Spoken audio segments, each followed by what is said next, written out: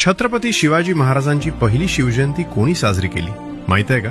ही गोष्ट आहे 1870 सालाची. त्यावेळी रायगड किल्ल्यावर महाराजांची समाधी झाडाझुडपांनी झाकलेली होती. इतकंच नाही, लोकांच्या आठवणीतूनही महाराज हळूहळू हरवत चालले होते. पण एक माणूस होता ज्याला हे सहन झालं नाही. महात्मा ज्योतिराव फुले स्वतः रायगडावर गेले. त्यांनी काटेरी झुडपे बाजूला केली, माती साफ केली आणि त्या पवित्र समाधीला पुन्हा ओळख दिली. यानंतर त्यांनी एक ऐतिहासिक निर्णय घेतला. 19 फेब्रुवारी 1870 रोजी रायगडावर पहिली शिवजयंती साजरी केली. तेवढ्यावरच थांबले नाहीत.